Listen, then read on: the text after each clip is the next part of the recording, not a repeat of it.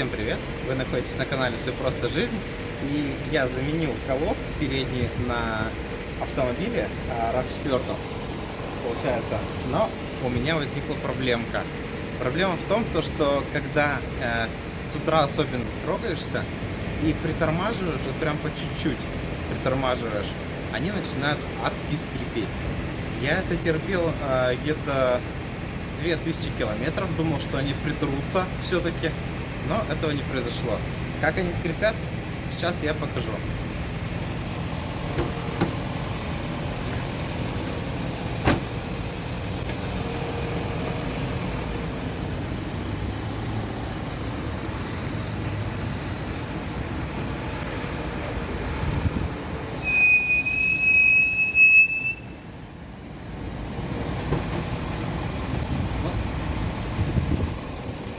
Как-то вот так они скрипят.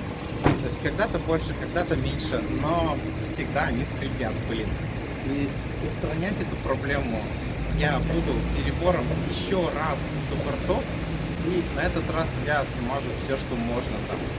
И, соответственно, вам покажу. Так, для начала мы ставим на ручник машину, вставляем ключик, здесь родной штатный в гайку, используем домкрат.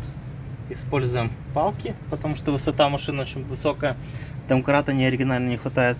Наш чемоданчик и крестовой откручиватель болтов для удобства. Так, значит, мы вставили ключ и срываем гайки. И вот так вот все гайки срываем. Так, нащупываем место. Вот здесь есть утолщение. Значит, сюда ставим домкрат под утолщение и немножечко его руками подкручиваем, чтобы он встал на место. Дальше поднимаем машину, снимаем колесо. Все, наше колесо болтается. Можно приступать к самому интересному. Вот для этого нам и нужен был такой вороток, откручиватель.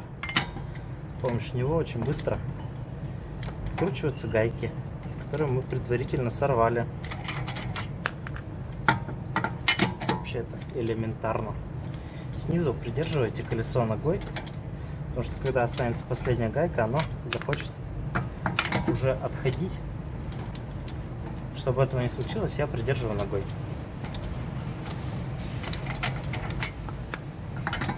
Так вот все просто.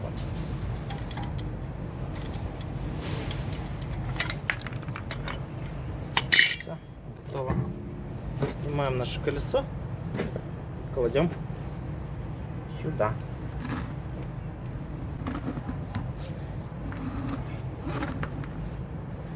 Тут на него как раз удобно, если что, будет суппорт положить.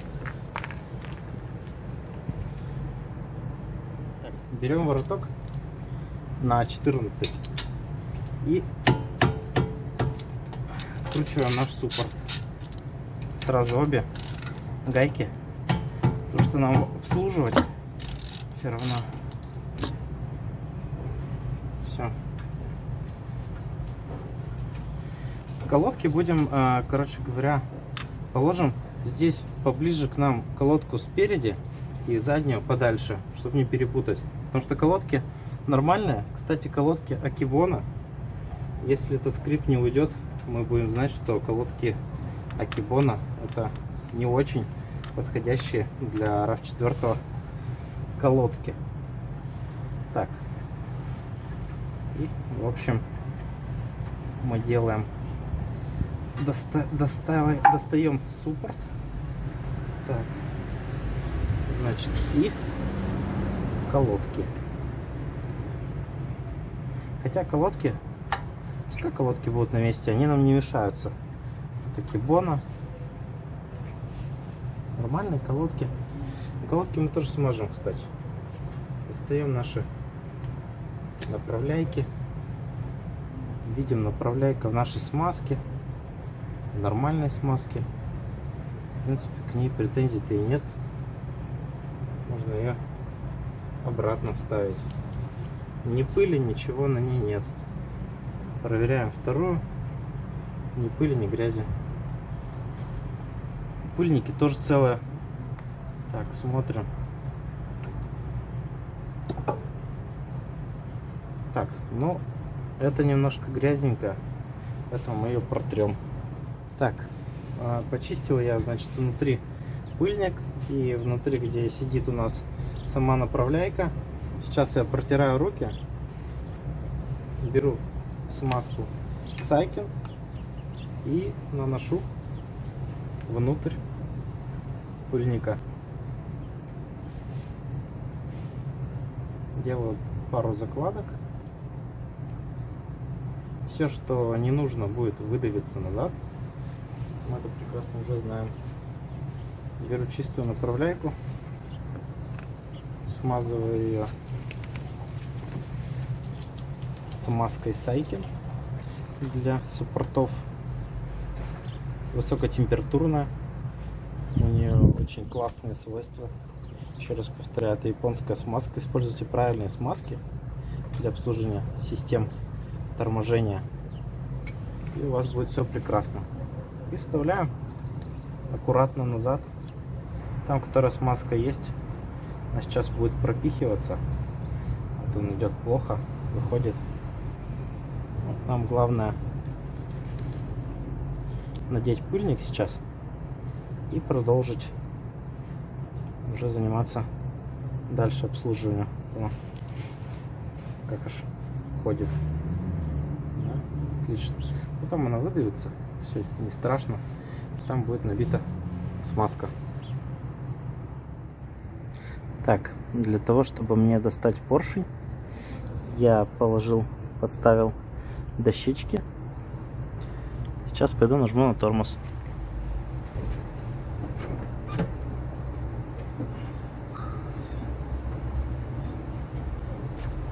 Так, немножечко суппорт поршень я выдвинул, подложив сюда дощечки и нажатием на педаль тормоза. Теперь мы немножко будем так вот брать и туда смазку пропихивать. Сразу подготавливаем смазку Сайкин на палец. Ставим открытый.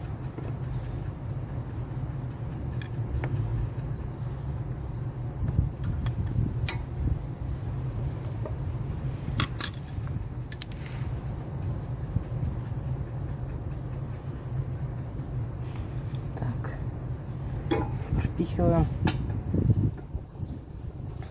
где можем. Где не можем, она должна со временем будет распределиться, когда мы поршень будем обратно взводить.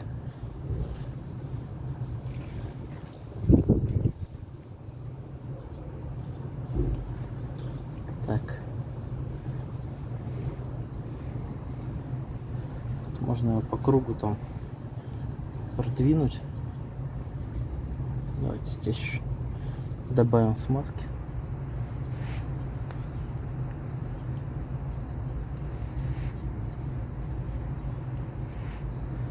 Так. Все, смазка распределяется. И это отлично.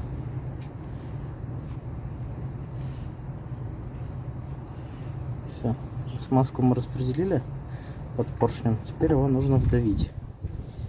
Но вдавливать мы уже не колодками будем, как я это обычно делаю, потому что колодки у нас хорошие, портить их не нужно, уже всего лишь устранить скрип непонятный. Так, возьмем дощечку также и просунем. Чтобы просунуть-то, нужно просунуть так что-нибудь потоньше, что-нибудь потоньше, может отверткой даже войдет. Так, забыл открыть бачок. Открываем бачок. Я, значит, закрыл. Берем наш крюк и вдавливаем поршень назад. Плоховато идет. Ну, Схема стандартная, в общем. Ложим, кладем так и крюком, значит, опираясь на руку, вдавливаем поршень назад. Потихоньку все равно идет.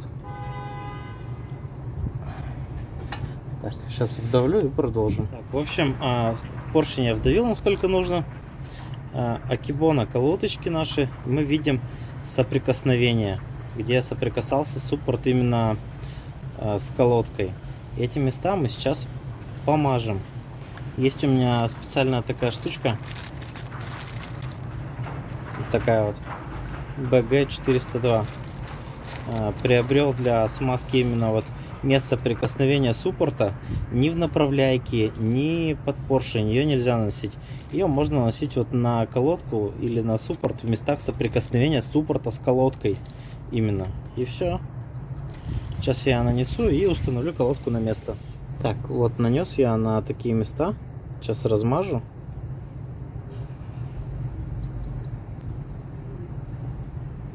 Вот это все дело. Ни в коем случае не носите эту смазку на трущуюся поверхность, либо в будущем на перс, которая будет тормозить. Этого делать нельзя.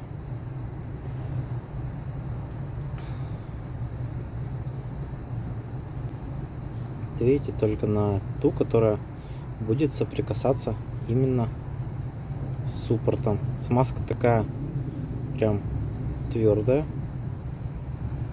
Вот.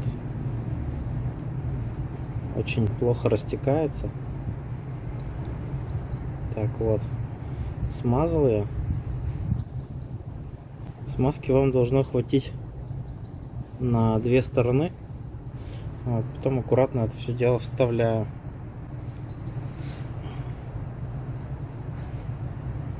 Немножко, что было на пальце, нанес. Так.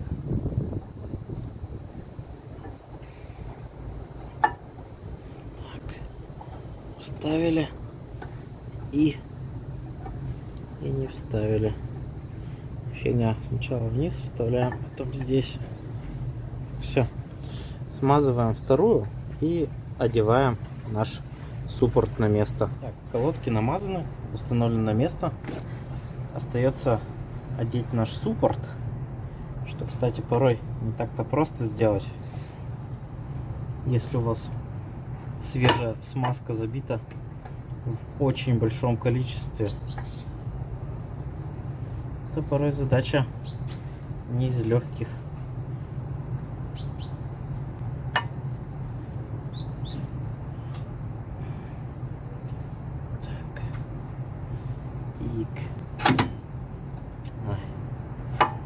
Как обычно, один, да, сопротивляется.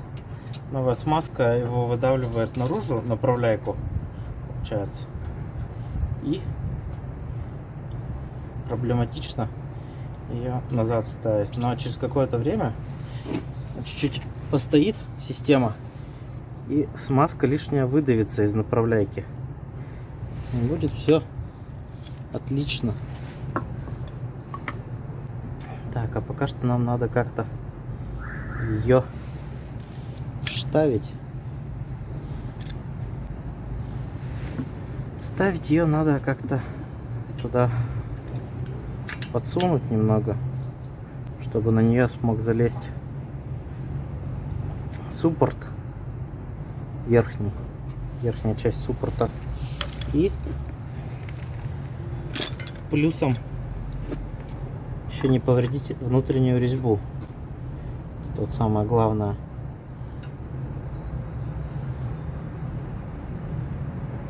Так. Упрямый. Сейчас я вставлю и дальше закрутим. Дальше лайфхак. Берем ключ на 17. Вот так вот раз. И оттопыриваем немножко верхнюю часть суппорта. Так мы надеваем. То, что руками у меня не получилось надеть никак. И закручиваем наш болт.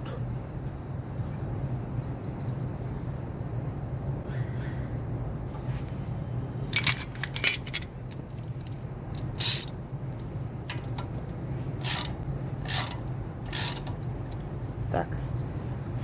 Прокручивается у нас. Берем. Ключ-то 17 тот же самый. Держим. И закручиваем, затягиваем. Нижний точно так же. Ключ на 17. Вставляем. И затягиваем.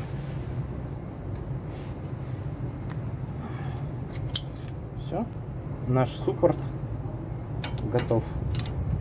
Можно одеть колесо и переходить ко второму суппорту. Этот суппорт мы сделали все, что в наших силах. В конце видео мы узнаем, все-таки помогло или не помогло. Берем колесо, устанавливаем на место.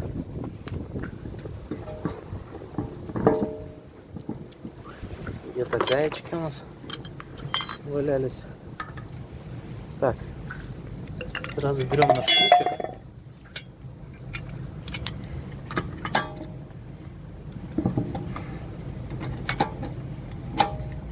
С помощью него также отлично закручиваем на место.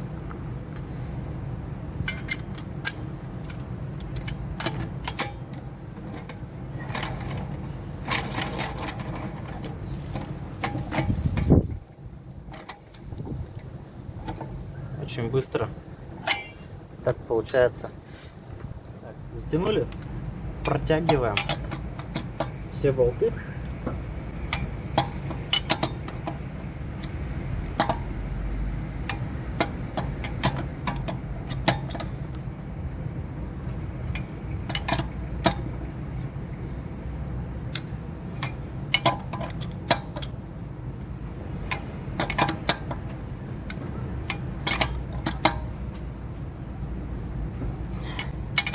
Равномерно, потихонечку протягиваем.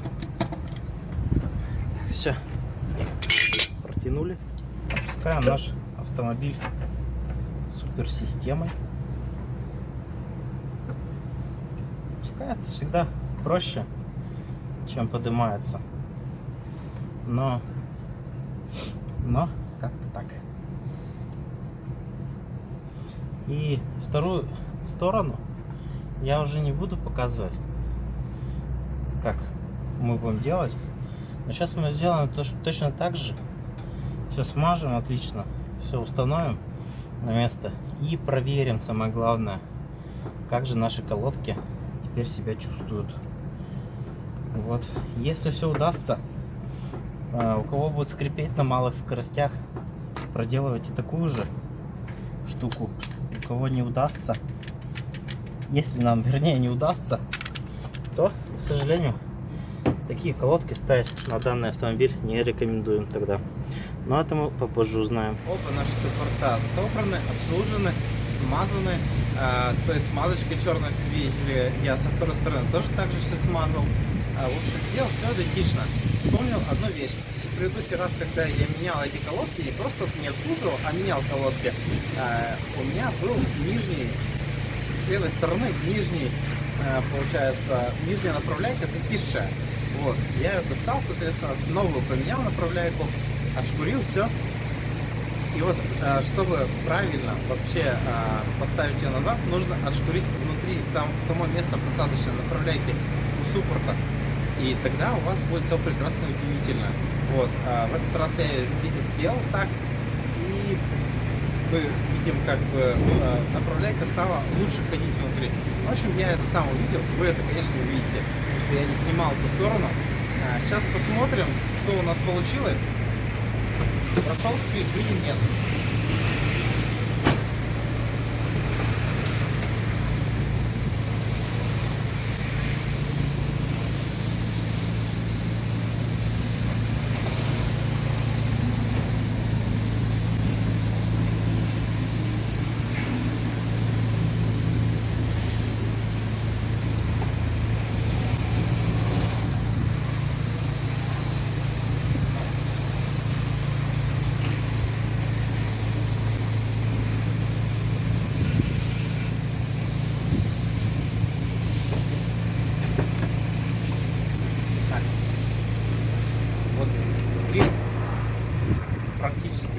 полностью. Я думаю, сейчас колодочки притрутся, еще окончательно встанут по своим местам, как правильно нужно.